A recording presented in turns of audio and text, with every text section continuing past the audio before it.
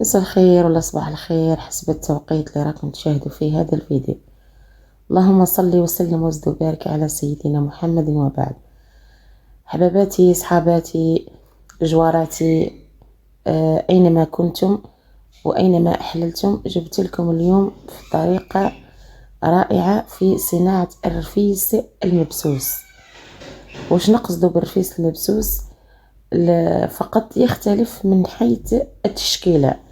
نعرفوا الرفيس الصحراوي يتكون تقريبا من 7 مكونات أساسية: دقيق يعني السميد، القمح الصلب نجيبوه نقلوه، من بعد ندخلوا له الزبدة تاعو ونحطوا عليه كمية من الكاوكاو ونحطوا عليه كمية من الجلجلان، ونجيبوا التمر الغرس بعد ما نقوها ونرحوها ونلموا كامل بهذا الخليط.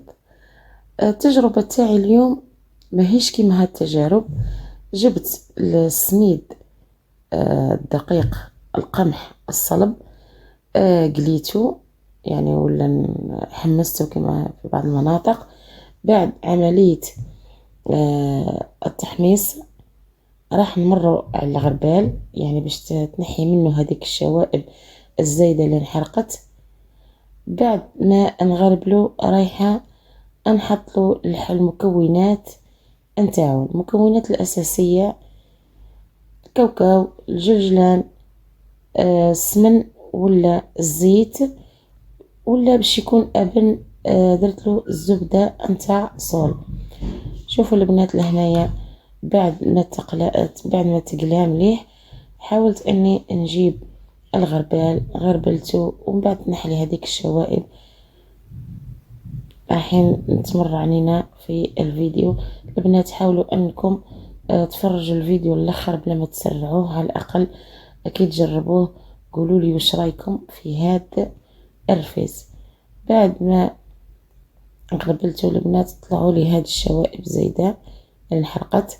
شوفوا اللون تاع الرفيس، راهو اللون تاع الدقيق تغير. هنا فقط المكون اللي راح يغير لي المذاق هو ماء الزهر. ماء الزهر حاولت اني بسسته كامل بماء الزهر وحطيته شويه وعاود حطيت عليه الزبده نتاع صول. نعرفوا انه الزبده تاع صول المذاق نتاعها رائع. تقريبا درت الباطه الكبيره هذه مقالش فيها بزاف. راح تبسسيه وتخليه يرتاح، ومن بعد نرجعوا للتمر. بعد ما نقيناها، انا عندي من قبل في الكونجيلاتور، خرجتها وجبتها راح تخلط مع هذا المكون الاساسي. البنات اللي جربت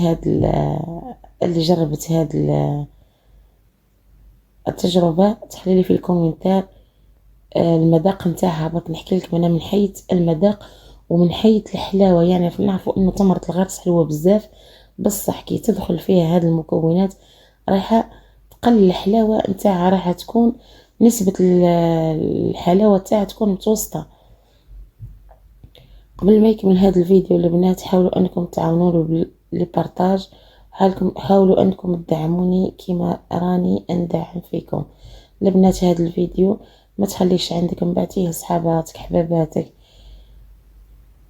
حطيت له كمية تقريب نص رطل تاع جلجلان وكاوكاو، تقريب كيلو نتاع كاوكاو.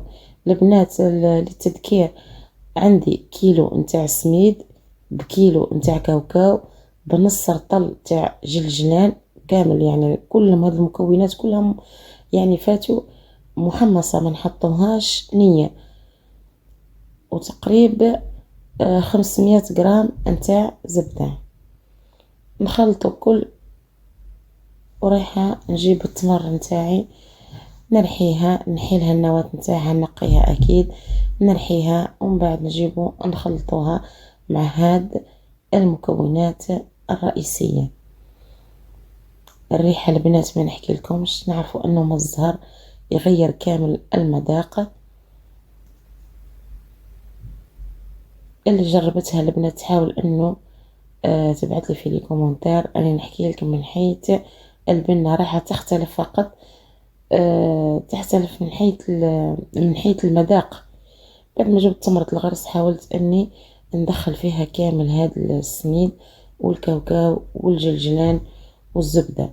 البنات فقط الإضاءة هنايا ناقصة، التمر راهي تبان في الأصل راهي بنية الشكل ماهيش، يعني هنا نشوف فيها تقريبا تميل للإسوداد.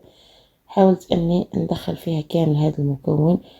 شوفوا البنات من بعد قسمت العجينة على 3، جبت طاولة وحطيت عليها طوال سيري، حطيت الزبدة وراح نستخدم الطابع، أي طابع عندك ولا أي شكل عندك حاولي أنه تخدميها وتعطيها تعطيها الديكور نتاعها. البنات أنا يعني غير التمر كتجربة فقط، حاولت أني نصنعها بقلب. وشوفوا البنات واعطوني رايكم ويعطيكم الصحة والعافية.